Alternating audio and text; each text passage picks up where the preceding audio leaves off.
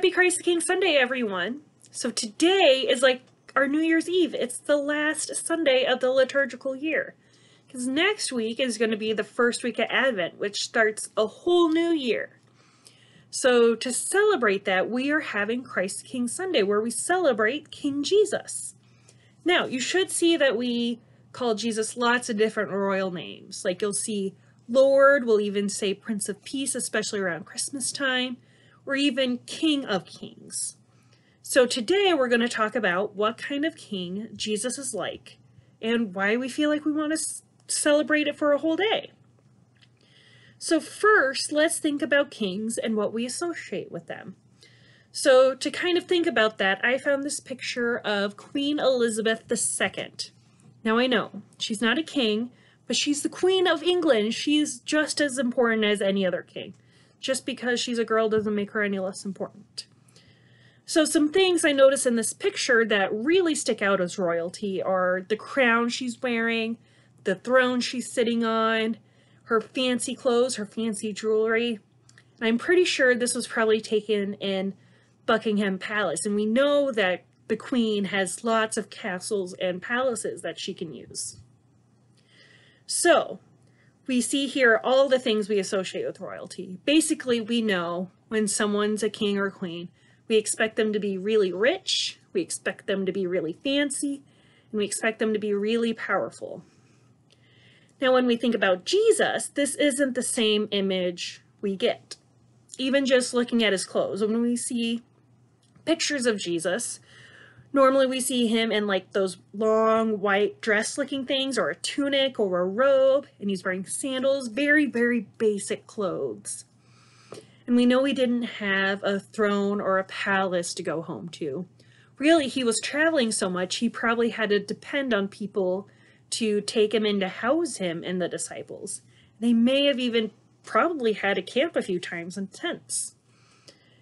So, definitely not a fancy lifestyle for Jesus. And even when we think of the crown, we know Jesus didn't have this fancy crown he wore.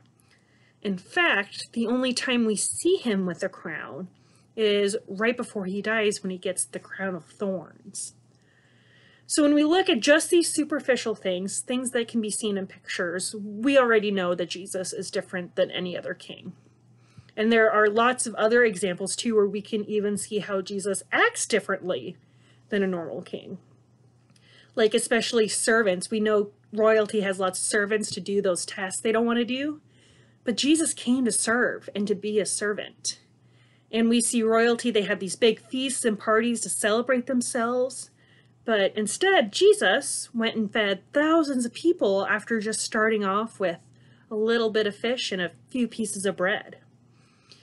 And we often see like monarchs as these great war heroes or fighters, but Jesus actually surrenders and gives himself up as the ultimate sacrifice. We can see that Jesus turns our expectation of what a king or queen should be and just turns it upside down. He basically takes all the things we associate with royalty and does the opposite. And he does that for us, specifically for us. And we especially see that in today's gospel. Because we hear throughout the whole thing that his main concern is the least of these, or the people who need the most help. And we really hear today that we are to treat all people in our society like they are Jesus. Because really, we are all made in the image of God. We've all heard that. So seeing Jesus in all these people really shouldn't be that much of a leap. So, not only are we called to go and take care of the least of these, like Jesus wants us to, but this is also good news for us. Because here's a secret about life. If you haven't already gone through some hard times, you probably will at some point. That's just how it goes. And some of us will feel like the least of these and just feel really bad because we'll be in crappy situations. There'll be times where we really are the sick or the stranger or maybe even the homeless. But we learn from the passage that Jesus is there with us, that Jesus feels that pain with us.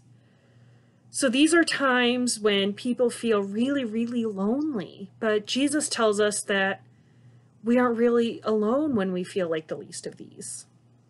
Jesus is there with us. And I'm sure Queen Elizabeth II is a really great and wonderful person, but I can't imagine her going to every single person in England when they start to feel lonely or feel like the least of these.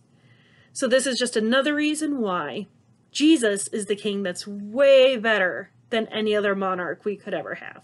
And that's why we want to celebrate Christ the King today.